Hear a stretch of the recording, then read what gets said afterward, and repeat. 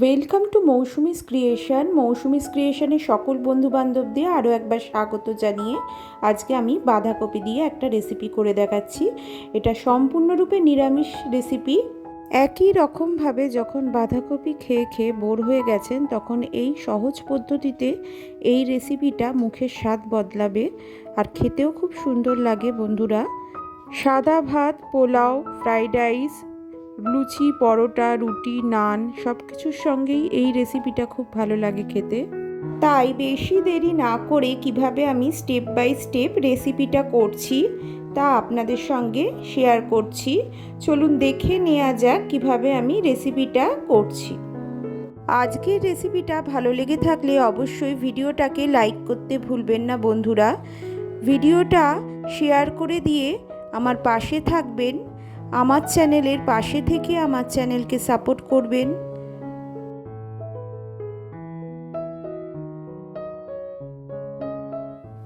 প্রথমে আমি বাঁধাকপিটাকে টুকরো করে কেটে নিয়েছি, তারপরে আমি গ্রেডারের সাহায্যে গ্রেড করে নিচ্ছি।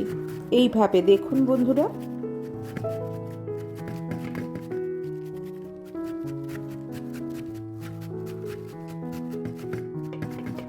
আমার গ্রেড করা হয়ে গেছে। গ্রেড করা বাঁধাকপিটাকে সামান্য একটু নুন দিয়ে মাখিয়ে রাখতে হবে। এরপর একটা বড় সাইজের আলু নিয়ে নিয়েছি, কাঁচা আলু। আলুটাকেও এই একই রকমভাবে গ্রেড করে নেব গ্রেডারের সাহায্যে। আপনারা যে পরিমাণে বাঁধাকপি নেবেন তার 25% আলু নেবেন। মানে আমি বলতে চাইছি 75% থাকবে বাঁধাকপি গ্রেড করা আর 25% থাকবে কাঁচা আলু গ্রেড করা। আলুটা গ্রেড করে নেওয়ার পর অবশ্যই জলে ভিজিয়ে রাখতে হবে। আমি এখানে আধ ঘন্টার মতন নুন মাখিয়ে রেখেছিলাম গ্রেড করে রাখা বাঁধাকপিটা। সেটা থেকে যতটা সম্ভব নিংড়ে নিংড়ে জল ঝরিয়ে নিতে হবে। যতটা সম্ভব হয় শুকনো করে একটা আলাদা পাত্রে আমি নিয়ে নিচ্ছি। দেখুন বন্ধুরা, বাঁধাকপিটা নুন মাখিয়ে রাখলে একটু মজে যাবে আর বাঁধাকপি থেকে জল বেরিয়ে আসবে। আমি এখানে যতটা সম্ভব বাঁধাকপি থেকে জল বার করে আলাদা একটা পাত্রে রেখে দিচ্ছি। দেখুন বন্ধুরা কতটা জল বেরিয়েছে। এটা আমি রান্নার কাজেই ব্যবহার করে নেব।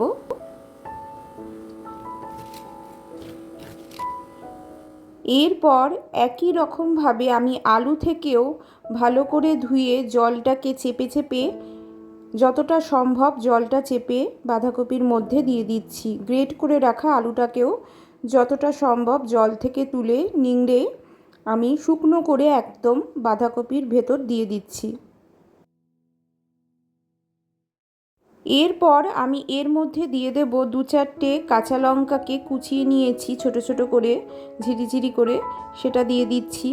আর দিচ্ছি সামান্য হলুদ গুঁড়ো 1/2 টিস্পুন, জিরে গুঁড়ো দিচ্ছি 1 টিস্পুন, ধনে গুঁড়ো দিচ্ছি 1 টিস্পুন আর সাধারণ রেড চিলি পাউডার দিচ্ছি 1 টিস্পুন।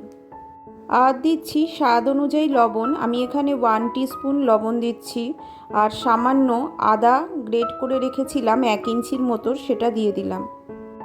এরপর আমি দিয়ে দিচ্ছি বেসন পরিমাণ মতো।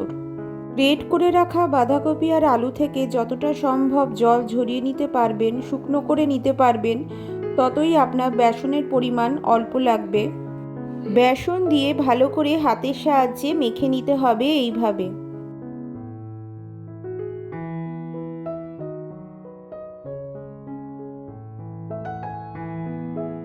আমার এখানে মনে হচ্ছে আর একটু বেসন লাগবে, সেই জন্য আমি দিয়ে দিচ্ছি আবারও অল্প একটু বেসন। তারপর একই রকমভাবে হাতের সাহায্যে মেখে নিচ্ছি।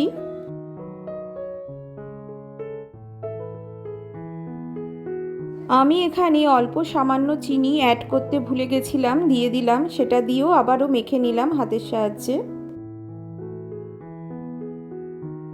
এরপর গ্যাস ওভেন অন করে আমি কড়াই বসিয়ে দিয়েছি। কড়াইতে নিয়ে নিয়েছি মাস্টার অয়েল। আমি রান্নাটা সম্পূর্ণ সর্ষের তেলেই করছি। আমি এখানে একটু বেশি পরিমাণে তেল নিয়েছি। বড়া ভাজার জন্য যতটা তেলের প্রয়োজন ততটা নিয়েছি। বন্ধুরা একটু বেশি তেল নেওয়ার চেষ্টা করবেন, তাতে বড়া ভাজাগুলো ভালো হবে। আমি এখানে বাঁধাকপির ব্যাটারটা থেকে এইভাবে বড়া আকারে করে তেলের মধ্যে দিয়ে ভেজে নিচ্ছি।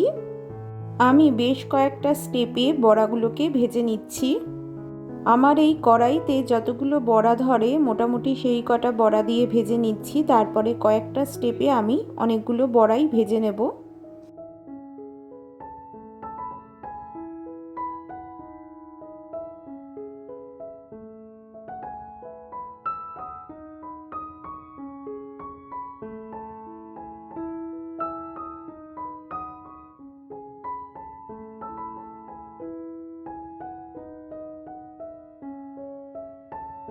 বড়াগুলো ভাজার সময় অবশ্যই গ্যাসের ফ্লেমটা লো টু মিডিয়াম ফ্লেমে করে আমাদের বড়াগুলো ভাজতে হবে। হাই ফ্লেমে রাখলে বড়াগুলো পুড়ে যাবে আর ভেতরটাও কাঁচা থেকে যাবে। তাই জন্য একটু ধৈর্য আর সময় নিয়ে লো টু মিডিয়াম ফ্লেমে করে বড়াগুলোকে ভেজে নিতে হবে কয়েকটা স্টেপে। প্রথম পিঠটা ভালো করে ভাজা হলে তারপরে উল্টে দিতে হবে পরের পিঠে।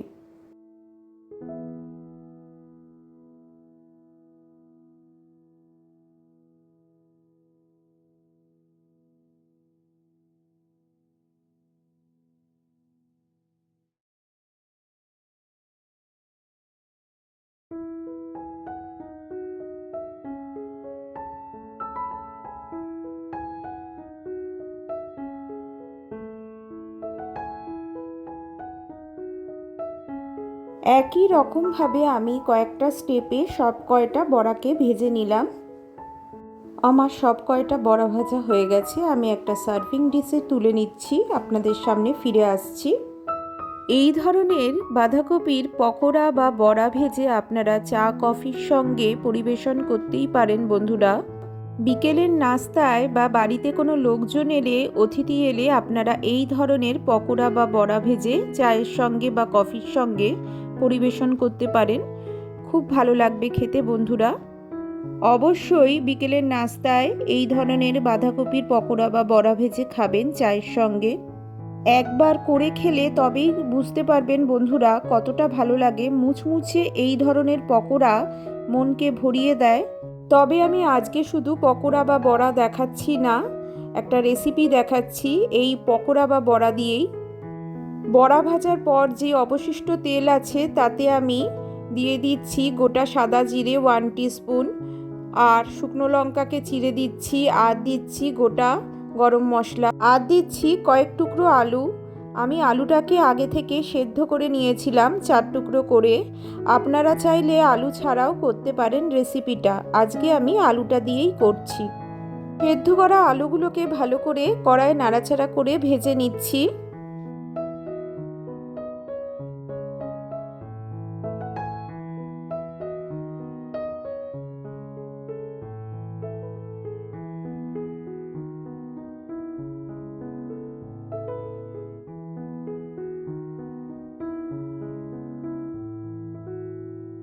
4-5 মিনিট আলুগুলোকে ভেজে নেওয়ার পর আমি দিয়ে দিচ্ছি গ্রেট করে রাখা আদা।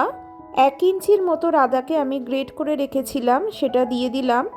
দিয়ে আবারও নাড়াচাড়া করে নিচ্ছি 2-4 মিনিট, যাতে আদার কাঁচা গন্ধটা চলে যায় একেবারেই। এরপর আমি গোটা একটা টমেটোকে এইভাবে কুচিয়ে রেখেছিলাম মাঝারি আকারের, সেটা দিয়ে দিলাম।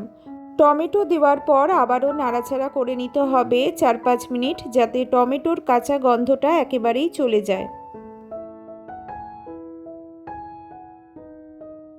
এরপর আমি দিয়ে দিচ্ছি কিছু কড়াইশুঁটি, কাঁচা কড়াইশুঁটি আমি এখানে দিচ্ছি। আপনারা চাইলে নাও দিতে পারেন, আমি এখানে কড়াইশুঁটি দিচ্ছি, খেতে ভালো লাগবে। আবারও নাড়াচাড়া করে কিছুটা ভেজে নিচ্ছি 4 থেকে 5 মিনিট। তারপর কিছু বাড়ির সাধারণ মশলা অ্যাড করছি। হলুদ গুঁড়ো দিয়ে দিচ্ছি 1 টিস্পুন, জিরে গুঁড়ো দিচ্ছি 1 টিস্পুন, ধনে গুঁড়ো দিচ্ছি 1 টিস্পুন, সাধারণ রেড চিলি পাউডার দিচ্ছি 1 teaspoon, Kashmiri red chilli powder দিচ্ছি 1 টিস্পুন রঙের জন্য। পাউডার মশলাগুলো দেওয়ার পর আবারও নাড়াচাড়া করে নিতে হবে। এই সময় সামান্য একটু জল অ্যাড করছি। আমি বাঁধাকপি নুন দিয়ে মাখিয়ে রেখেছিলাম, গ্রেট করে রাখা বাঁধাকপিটা আর ছেঁকে নিয়েছিলাম, সেই জলটা দিয়ে দিলাম। পরিমাণ মতো স্বাদ অনুযায়ী লবণটা এই সময় দিয়ে নেবেন। আমি 1 টিস্পুন এখানে লবণ দিয়ে দিচ্ছি। আবারও নাড়াচাড়া করে নিচ্ছি 2-4 মিনিট, মশলাটাকে ভালোভাবে কষিয়ে নিচ্ছি। মশলাটা ভালোভাবে কষানো হয়ে গেলে আমি জল অ্যাড করে দিচ্ছি পরিমাণ মতো। আমি এখানে 1 কাপের মতো জল দিচ্ছি। ভালোভাবে ফুটতে থাকলে আমি এখানে অ্যাড করে দিচ্ছি সামান্য একটু চিনি। নুনের স্বাদটা ব্যালেন্স করার জন্য সামান্য একটু চিনি অ্যাড করতে হবে, তাহলে টেস্টটা বাড়বে। এরপর ফুটতে থাকলে আমি দিয়ে দিচ্ছি বড়া ভাজাগুলো। আমি এখানে সব কয়টা বড়া দিচ্ছি না, কিছু বড়া রেখে দিচ্ছি প্রথম পাতে ডালের সঙ্গে খাওয়ার জন্য। হ্যাঁ বন্ধুরা, প্রথম পাতে ডালের সঙ্গেও এই ধরনের বড়া ভেজে খেতে পারেন।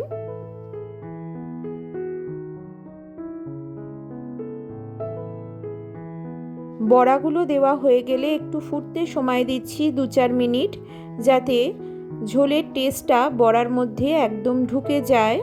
নুন আর ঝালটা একদম যেন বড়ার মধ্যে ভালোভাবে ঢুকে যায়, তাহলে টেস্টটা খুবই সুন্দর লাগবে। তবে বড়া দেওয়ার পর বেশি ফোটাবেন না বন্ধুরা, 2-3 মিনিট ফুটিয়ে নিলেই হবে। এরপর দিয়ে দিচ্ছি সামান্য গরম মশলা 1 টিস্পুন। আপনারা চাইলে ওপর থেকে ধনেপাতাও দিতে পারেন। সব শেষে দিয়ে দিচ্ছি সামান্য পরিমাণে ঘি। যেহেতু এটা নিরামিষ রান্না, নিরামিষ রান্নায় সবসময় ঘি একটু দিলে ভালো লাগে খেতে। ব্যাস, আর কিছু দেওয়ার দরকার নেই বন্ধুরা, আমাদের আজকের রেসিপি একদম রেডি। গ্যাস ওভেনটা অফ করে দিচ্ছি। আজকে আমি এটা পরিবেশন করব পোলাওয়ের সাথে। বাঁধাকপির এই নতুন ধরনের রেসিপিটা একবার করে দেখতে পারেন বন্ধুরা, আশা করছি আপনাদের ভালো লাগবে।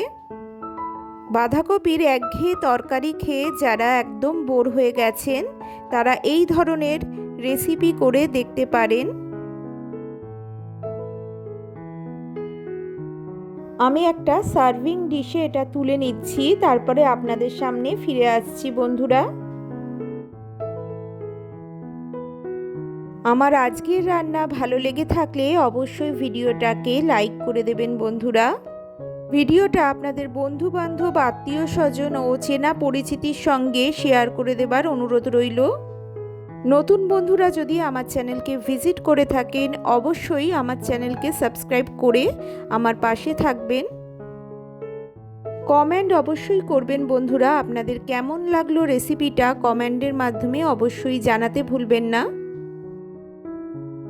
আর পাশে থাকা নোটিফিকেশান অবশ্যই অন রাখবেন বন্ধুরা, কারণ আমি এই চ্যানেলে যখনই ভিডিও পোস্ট করব তখন আপনাদের কাছে ফার্স্ট নোটিফিকেশান পৌঁছে যাবে খুব সহজেই। আজকের মতো এখানেই শেষ করছি তাহলে। ভালো থাকবেন, সুস্থ থাকবেন বন্ধুরা।